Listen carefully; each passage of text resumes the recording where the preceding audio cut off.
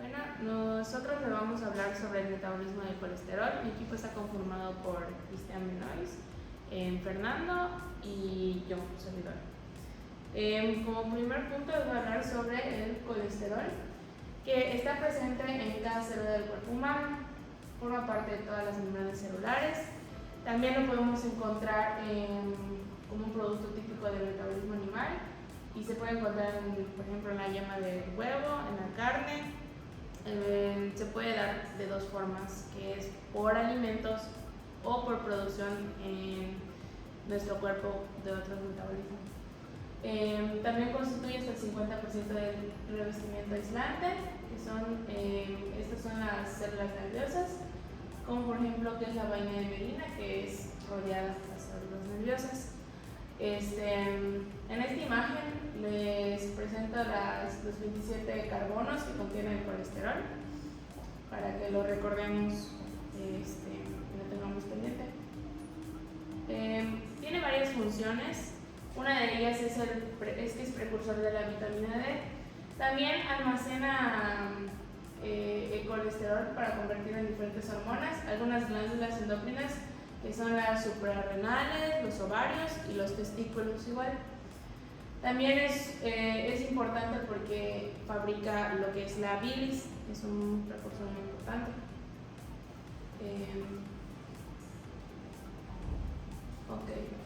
El colesterol proviene del régimen alimenticio, que aquí podemos ver que es del hígado y de las células nucleadas, que es donde se fabrica, y sucesivamente. Aquí tengo una imagen que es de la distribución de la ingesta lipídica. Es más esquemática. Podemos observar que tenemos la cantidad mínima, que es de esteroles, del 1%, los fosfolípidos, que es del 4%, y la mayor parte, que son los triglicéridos, el 95%.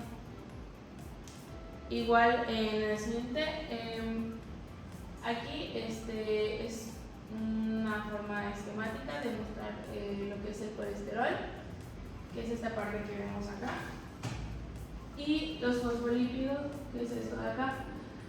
Lo que podemos ver aquí es la parte polar hidrófila, y en esta parte de acá la parte apolar o lipófila.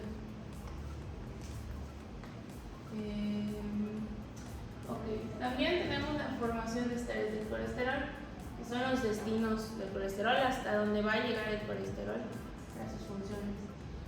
Empezamos por lo que forma parte de las membranas celulares, que igual lo mencioné al principio, y el almacenamiento de la célula en forma de esteres de colesterol. Aquí tenemos una imagen de lo que sería los esteres de colesterol. Ese es el colesterol, y aquí sería ya conformar los esteres de colesterol.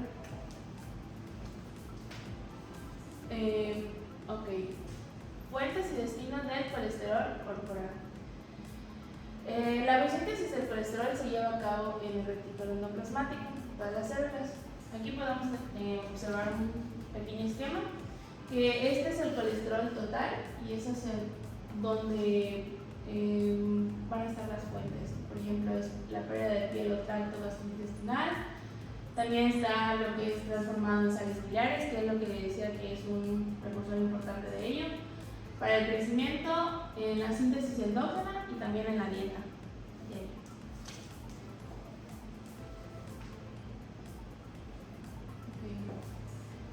El colesterol también es abundante en bilis, ya lo he mencionado, donde lo solubilizamos del colesterol se consigue gracias a las propiedades detergentes de los fosfolípidos y las sales biliares presentes. Las sales biliares son el producto del desecho del colesterol, que es a lo que va a sacarse el cuerpo, y es la forma de solubilizar los líquidos de la dieta, que por ello mencionaba la dieta, que es importante. Bueno, a continuación vamos a hablar sobre el anabolismo del colesterol. Bueno, la biosíntesis del colesterol está dado por 5 pasos. Como vemos acá, el primero es la síntesis del mevaronato a partir de acetilcoenzima A, La segunda es la formación de unidades isoprenoides a partir del mevalonato por pérdida de dióxido de carbono. La condensación de 6 unidades isopropénicas que forman el escualeno va a ser la tercera. La cuarta va a ser la ciclación del escualeno que da lugar al esteroide madre, que es la anosterol, que eso nos va a dar por último la formación del colesterol, que eso sí es importante después de 19 pasos que vamos a ver. Okay. Bueno, la síntesis del mevalonato es la etapa limitante de la síntesis del colesterol. Como vamos a ver, aquí tenemos el acetilcoenzima A que está entrando por medio de la tiolasa en el citosol. Se está dando este enlace para formar acetilcoenzima A. ¿Okay? Posteriormente, el acetoacetilcoenzima A por medio de en el citosol por la hidroximetilglutaridilcoenzima A sintasa va a transformar a beta-hidroxibeta-metilglutaridilcoenzima A, que a su vez después por medio de la beta-hidroximetilglutaridilcoenzima A reductasa, ahora en el retículo endoplásmico, nos va a dar como producto el mevalonato. Esto es básicamente de lo que ya estábamos hablando. La síntesis de la acetilcoenzima A se lleva a cabo en el citosol.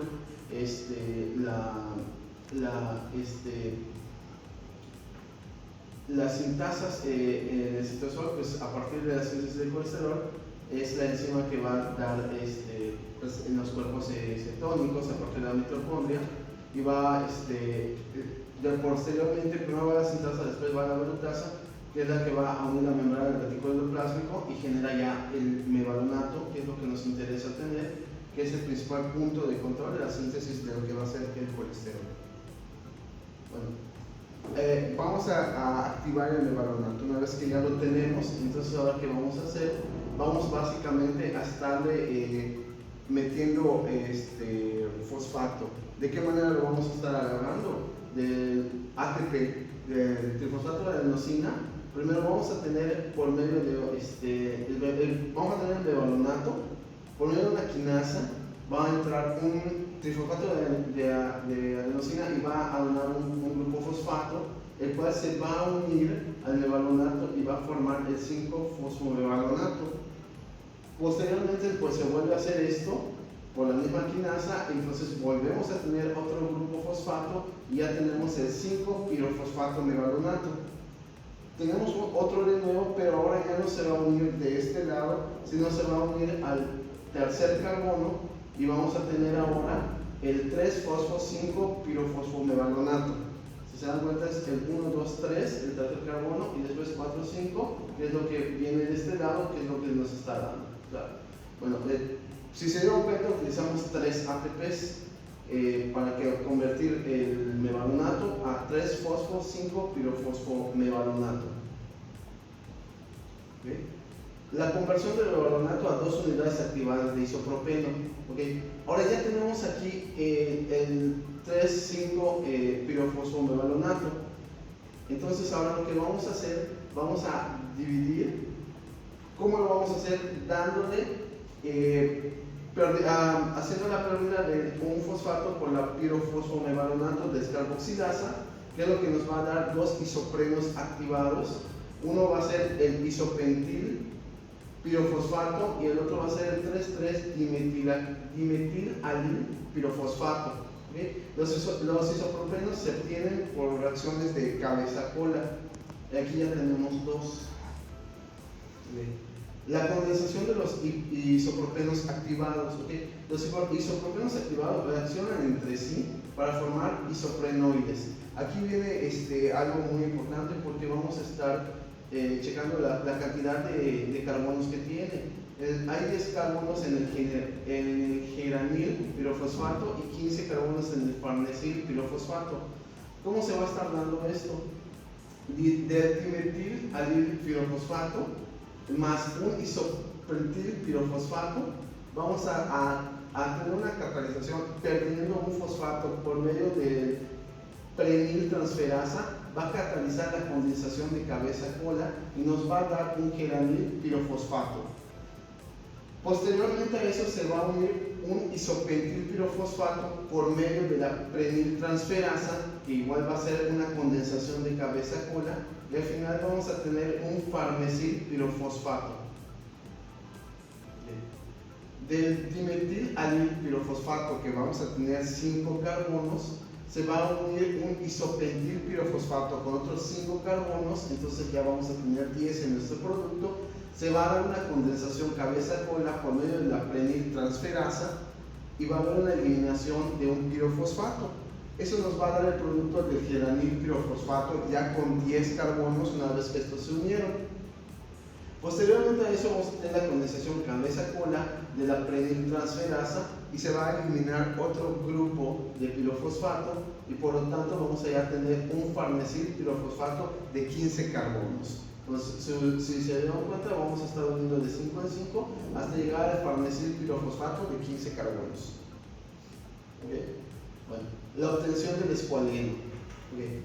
2 moléculas de farnesil pirofosfato que ya se hicieron en el anterior que les habíamos comentado, se condensan para formar una ahora de 30 carbonos. Al unir 2, entonces el escualeno que se asimila a la estructura abierta de un colesterol. O sea, lo que vamos a tener ahora es, por medio de la escualenosintasa, vamos a tener una condensación de cabeza a cabeza, ¿ok?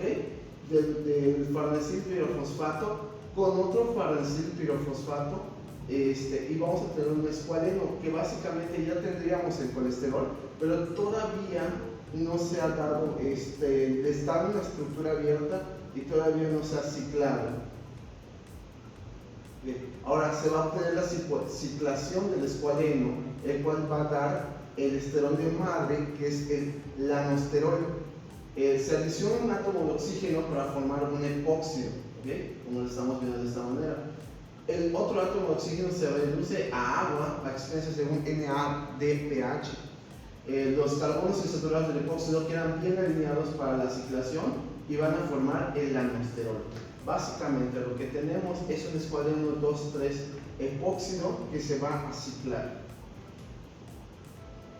El metilo unido al carbono 14 es transferido a la posición 13 y el carbono 8 al carbono 14.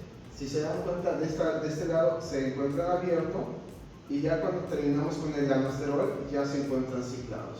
La reacción es catalizada por un complejo enzimático llamado escualeno monooxigenasa ciclasa, formado al menos por 2 enzimas, una epoxidasa o monooxigenasa de función mixta y una ciclasa, la lanosterol ciclasa, que es lo que nos va a dar que básicamente se cierra.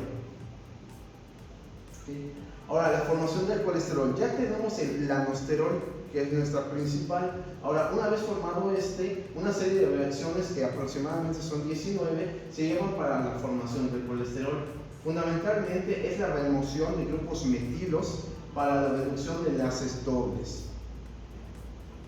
¿Sí? Como vemos de la siguiente manera, más o menos unas 19-20 reacciones, como nos dice cada literatura, nos va a dar de un lanosterol a un colesterol. Si vemos, va quitándose los enlaces, como por ejemplo los enlaces dobles de aquí, a quedarse sin enlace doble, y el enlace doble de aquí pasa por aquí. Bueno, ahora vemos la regulación del metabolismo del colesterol. En este esquema nos damos cuenta cómo la insulina va a hacer que se dé esta regulación del metabolismo del colesterol y el glucagón la va a inhibir. ¿Okay? Tenemos la acetilcoenzima A y ya vemos todos los pasos que va a llevar de hidroximetilglutanilcoenzima A mevalonато, después al colesterol. Entonces nos damos cuenta que el colesterol inhibió hace una inhibición alostérica y la control de síntesis. También el LDL, vamos a ver que también lo está inhibiendo de esta manera. La regulación de la transcripción, ahora vamos a estar viendo. Bueno, una familia de factores de transcripción llamados SREBP, que son el esterol regulatory elemental building proteins, regula la síntesis del colesterol. ¿Okay? En este SRBP2 principalmente regula la síntesis ahora del colesterol y responde a los niveles celulares de los esteroles que se encuentren. Activa la transcripción de los genes, tanto reductasa como el receptor de la LDL. Entonces, de esta manera vamos a estar viendo la regulación que va a tener la transcripción. Ahora les voy a hablar de lo que es el catabolismo del colesterol, específicamente de la absorción del colesterol. Aquí hay un pequeño esquema donde después les voy a explicar más a fondo, pero empieza desde lo que es el colesterol, que se va a transformar en colesterol libre, que está por acá. Se va a ir quedando, un poco más pequeño para que se pueda absorber en lo que es el heterocito, que es todo esto que vemos acá. Se va a quedar en partículas más pequeñas, se va a absorber y después va a transformarse en lo que es el colesterol libre. Una vez absorbido, hay dos formas en las que se va a mover. Por ejemplo, puede ser absorbido por el acervo metabólico, que va a ser como una enzima que se va a quedar en el cuerpo para después pasar a lo que son las membranas. O también puede pasar a lo que es grasa acilcoenzima A, que se va a transformar otra vez en lo que es el colesterol, para que se vaya a la síntesis de kilometrones, que después van a ir a lo que son los capilares linfáticos para todo el torrente sanguíneo. También igual puede regresar por medio del torrente sanguíneo, entre otros, a otra vez de fuera, que son las lipoproteínas plasmáticas, hacia lo que es el acervo metabólico, y otra vez pues ser parte de lo que son las membranas.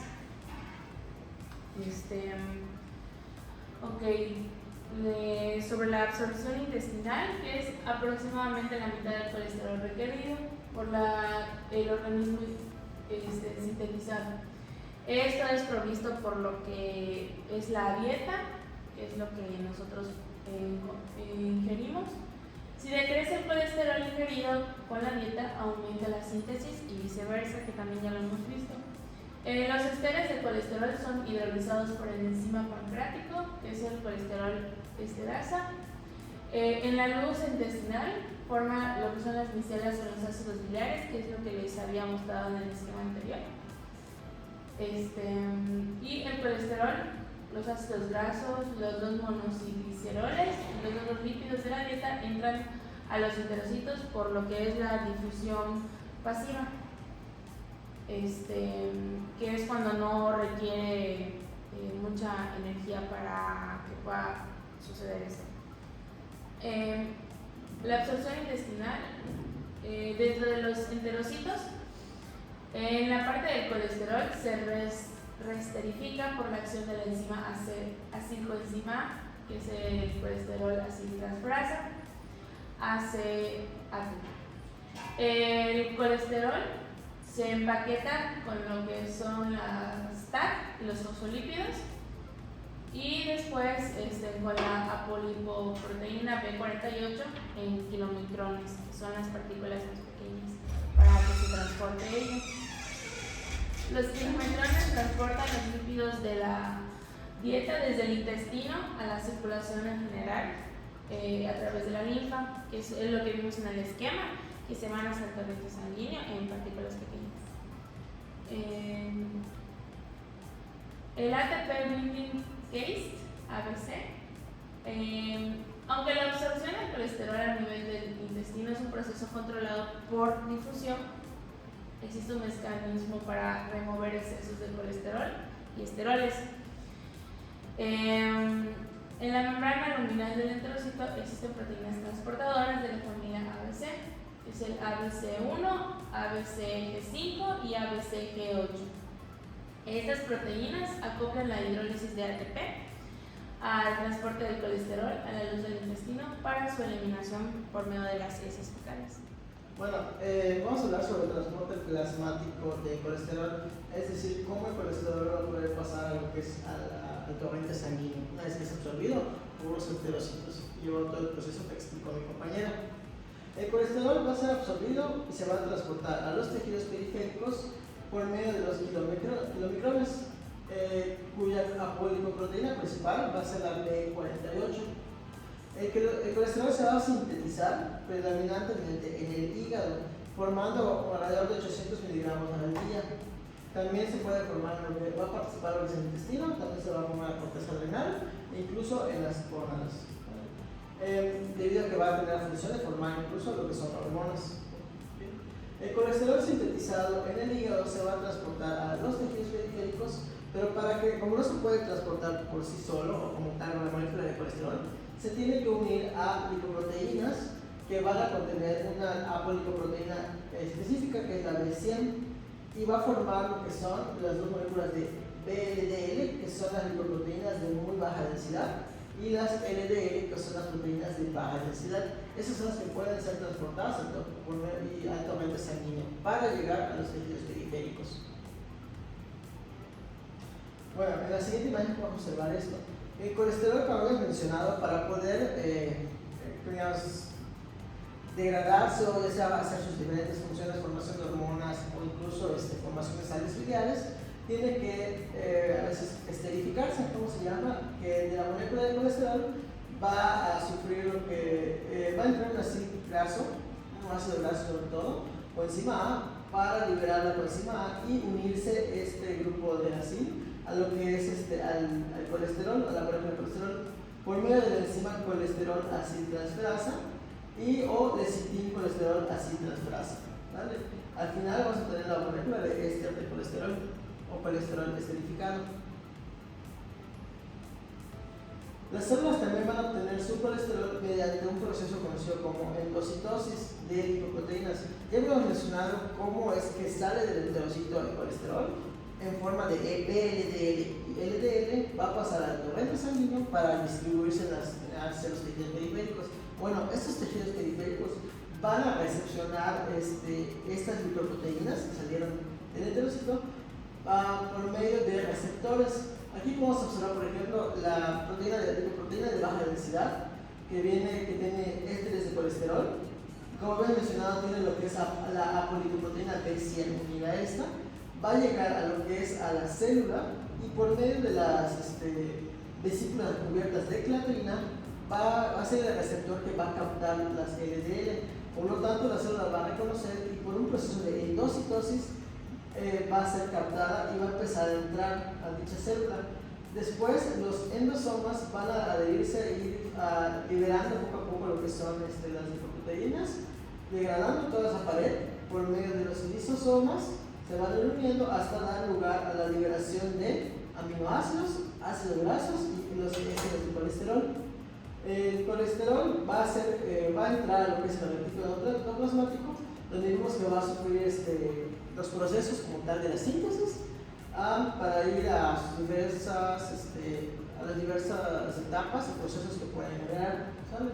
Y aquí podemos ver cómo al final va a generar una nueva síntesis de colesterol para volver a salir y ser liberado, ¿sale? Para tiene que volver a pasar captado por otras lipoproteínas y ser transportado a otras partes, ¿sale? Ahora sí, el metabolismo del colesterol también va a tener como función la formación de hormonas esteroideas. Estas se van a sintetizar a partir del colesterol.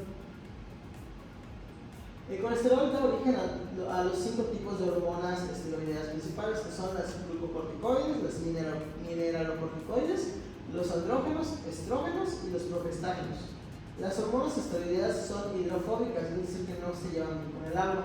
Estas se van a transportar unidas a proteínas por la sangre y van a actuar a nivel intracelular, es decir, dentro de las células. Ahí se van a unir a receptores nucleares o citoplasmáticos, los cuales se van a unir al ADN y van a regular la transcripción de genes. ¿Okay?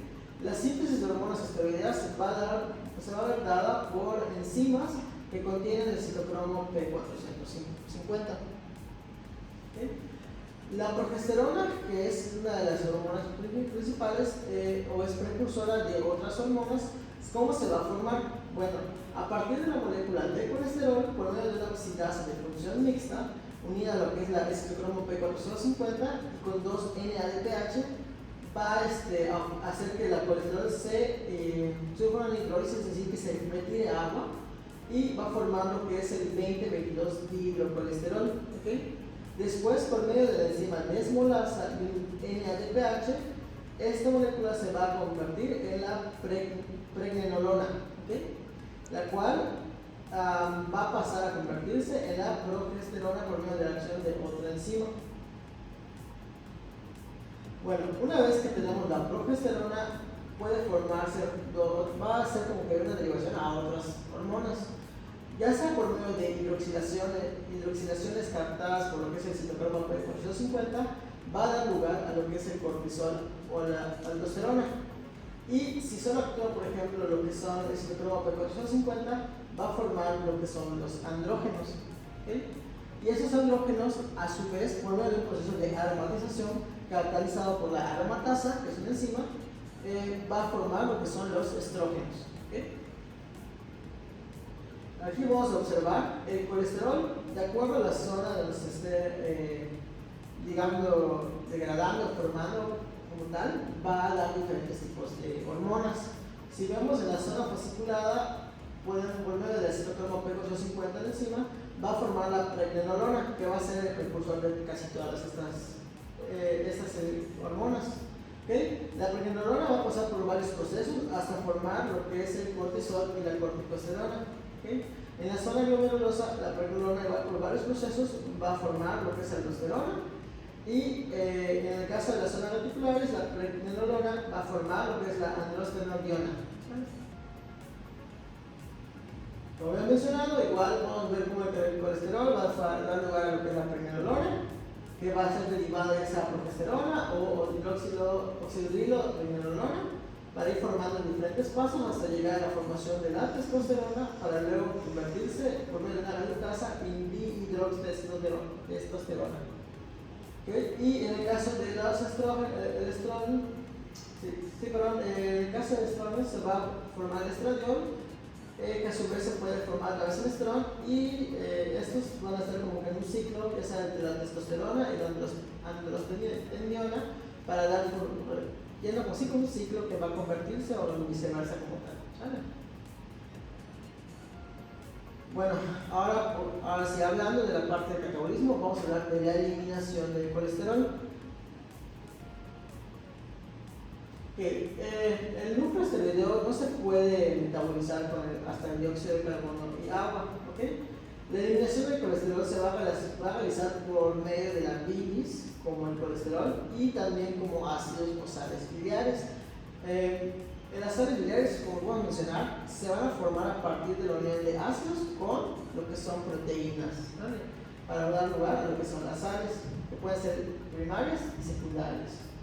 Okay. Los ácidos biliares y sus sales se van a sintetizar a partir del colesterol, y estas van a ser almacenadas en lo que es la vesícula biliar, para que después se puedan vertir o descargar al intestino delgado para ayudar a otros procesos metabólicos. Como dices, para eliminar el colesterol se tiene que transformar en ácidos biliares. ¿Cómo se da esto? El colesterol empieza por medio del colesterol 7-alfa hidrolasa, junto con lo que es el citocromo P450 y la NADPH, va a dar lugar a lo que es la 7-alfa hidroxicolesterol. ¿Okay? Este, a su vez, va a formarse lo que es el ácido cólico, que es el primer ácido biliar como tal, y este a su vez se va a unirse a lo que son las proteínas, la taurina y la lisina, puede formar lo que es la alfa-taurocólico, bueno, el ácido taurocólico o el ácido glicocólico. Y también otro ácido biliar primario como tal va a ser el ácido genocólico, ¿okay? Que es igual, se va a formar a partir de la 7-alfa hidroxicolesterol. Y este ácido genocólico también se puede unir a las proteínas que son la taurina para formar el ácido tauroquenocólico, el cual va a ser una sal secundaria, ¿sale? Y para nosotros primario igual. Y el otro es el ácido quenoclicopólico, perdón. Las sales biliares. La sal biliar, ahora sí como mencionaron, es la forma de eliminación del colesterol. Es decir, cuando ya se formaron dos ácidos, al unirse las proteínas, ahora sí pueden participar en la eliminación o incluso van a tener un poder detergente estas sales que van a emulsificar los lípidos de la dieta. Es decir, una vez que ingerimos, por ejemplo, los alimentos que tienen grasas o la alta cantidad de grasas, la vesícula biliar va a vertir estos ácidos biliares en el intestino delgado para ayudar a poder degradar esos, ya sea el colesterol o las cadenas largas de grasas, a formar lo que son ácidos grasos más pequeños o colesterol también libre y formar cada vez pequeño para que pueda ser absorbido o eliminado también. Las sales biliares primarias van a sintetizar en el hígado mediante hidroxilaciones del núcleo esteroideo del colesterol y un corte a la cadena lateral de este. Primeramente se va a agregar un grupo hidroxilo al carbono 7 por medio de la enzima 7-alfa hidroxilasa, como vimos en la reacción anterior, y luego se va a reducir el doble enlace y se va a hidroxilar de nuevo una o dos veces más, hasta ahí formándose, ¿sale? Bueno, como había mencionado anterior, es igual lo mismo. El colesterol va a convertirse en 7-hidroxicolesterol por medio de la 7-alfa hidroxilasa. Por medio de varios pasos va a llegar a lo que es a formar el coliccoenzima A y a su vez también puede llegar a formar lo que es el coenzima A. Las sales primarias como tal, las sales biliares primarias se van a formar por lo menos de los ácidos biliares obtenidos anteriormente en las reacciones, que eran el ácido colil y el ácido ácidos colil, perdón. Al final se van a unir a aminoácidos, es decir, se van a conjugar a lo que son, para formar el ácido glicopólico. Cuando se une el ácido colil, se va a unir a lo que es la molécula de glicina y va a formar lo que es el ácido glicopólico. Y en el caso, ¿cómo se va a formar el taurocólico? Es la unión del ácido colil con la taurina, ¿okay? Para formar el ácido taurocólico. Estos son las sales biliares primarias. Como dice, estas van a derivar del colesterol, van a actuar como detergentes o emulsificantes de grasas que ingerimos para ir degradándolas en el intestino delgado, una vez que son vertidas en él. Se van a sintetizar en el hígado y se van a unir a estas grasas para formar, que son ingeridas, para formar micelas, y como había mencionado mi compañero en la parte de absorción, para que estas micelas puedan ser captadas por los enterocitos y iniciar su proceso ya sea de absorción y pueden pasar al torrente sanguíneo o incluso quedar como reservorio. Bueno, aquí podemos ver la asociación de la lipasa pancreática a lo que son micelas mixtas compuestas por sales biliares, por triacilgliceroles también y por fosfolípidos. Esto es una sal biliar, de la estructura de una sal biliar. En azul podemos observar que el ácido fólico se une a lo que es la molécula como tal y forma lo que es una sal biliar. La carga hidrofóbica de este lado y la carga hidrofílica, que es la que tiene relación con la parte líquida o el agua. ¿Okay? Esta micela, como va a ser muy grande para ser absorbida en la mucosa intestinal, tiene que pasar por un proceso de ir degradándose cada vez más y más y más por medio de la digestión por la lipasa pancreática. Al final esto va a ayudar a que esta micela pueda ya ser absorbida por la mucosa intestinal. ¿Okay? La circulación entre hepática y sales biliares. ¿Okay? Si bien la eliminación fecal de las sales biliares es bastante menor, que es como un 5% más o menos de eliminación, este es el modo principal de eliminación del núcleo esteroideo, ya que la especie humana no puede degradar como tal la molécula completa de colesterol total, de colesterol esterificado. Entonces, más del 95% de las sales biliares se van a reabsorber vía circulación enterohepática, como mencionó mi compañera también anteriormente, y se va a reciclar. Esto, ¿cómo se reabsorbe también? Va a participar mucho la vitamina C, que va a ser como que va a favorecer o va a ayudar a que se dé esta reabsorción, que a su vez también va a ser dada por la microbiota que se encuentra en nuestros intestinos, esa lactobacillus y otro más. ¿Okay? Menos del 5% va a ser excretado por las heces fecales, como he mencionado, y el otro 95% puede ser metabolizado por bacterias intestinales que les van a desconjugar, es decir, que les van a separar dichas sales biliares de las proteínas y les van a deshidroxidar, formando así lo que son sales biliares secundarias, menos solubles, que puedan ser excretadas también. ¿Sale? Todo eso va a participar parte de la microbiota. En el caso de la biosíntesis y la degradación de ácidos biliares, una segunda vía de las mitocondrias comprende lo que es el proceso de hidroxilación del colesterol por la esterol 27 hidroxilasa. Esta va a ser catalizada por enzimas microbianas, por eso lo que participa en lo que es la microbiota intestinal. ¿Okay? El colesterol, con la ayuda de la vitamina C y con la ayuda también de la NADPH, que va a ayudar a dar grupos fosfato, y por medio de la 7-alfa hidroxilasa, junto con los ácidos biliares y la deficiencia de vitamina C la deficiencia de vitamina C y el que no haya ácidos biliares puede dar lugar a que no se dé a cabo este proceso como tal. Si el proceso sería normal, digamos, el colesterol pasaría al 7-alfa hidroxicolesterol, formándose después lo que es el coliccoenzima A, que es un ácido biliar como tal, y el quenodexocicolin-coenzima A. Estas a su vez se van a poder conjugar con proteínas para poder, o aminoácidos para poder formar lo que son las sales biliares primarias, como son en el caso del con la unión de la taurina, como he mencionado, se forma el ácido taurocólico, y si se une con lo que es la glicina, forma el ácido glucocólico. ¿Okay? Al desconjugarse y pasar por procesos de deshidroxilación, por el que participan lo que son enzimas catalizadas microbianas, se va a dar lugar a lo que es la formación de un ácido biliar secundario, el cual sería el ácido desoxicólico. ¿Okay?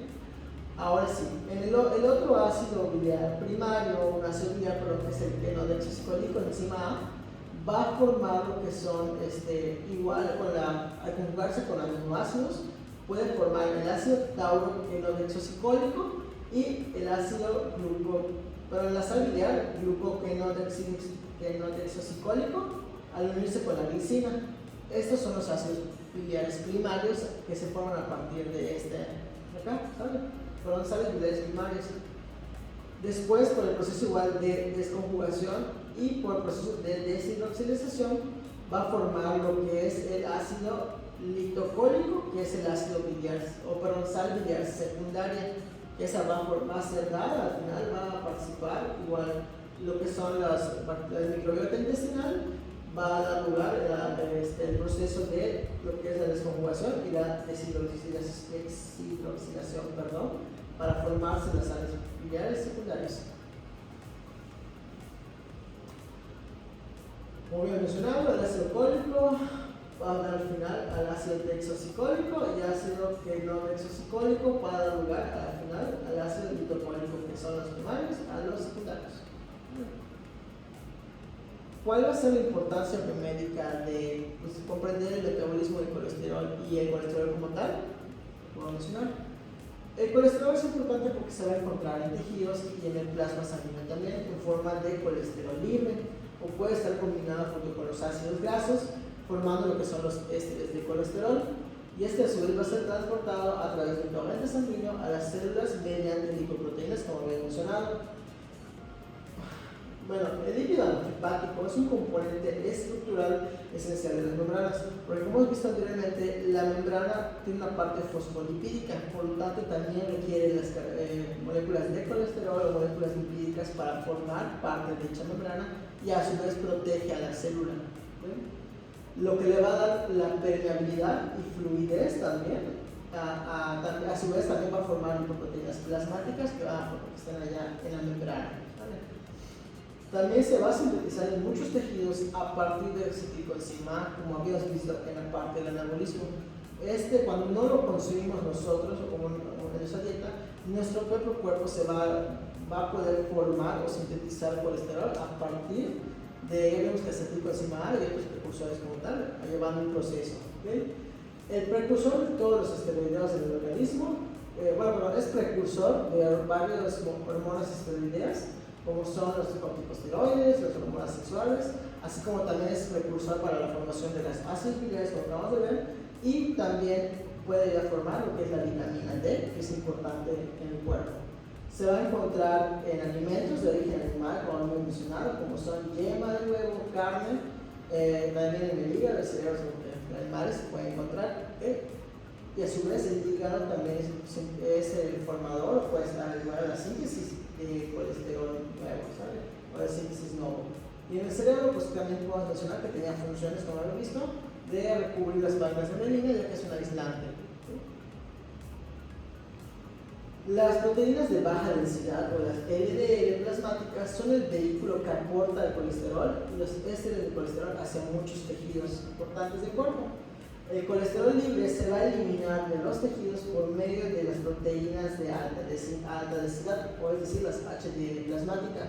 Estas van a ser transportadas hacia el hígado, donde se van a eliminar del cuerpo, ya sea sin cambios o en forma de ácidos biliares, como vimos, que se van a almacenar en la vesícula para luego ser liberado hacia el intestino.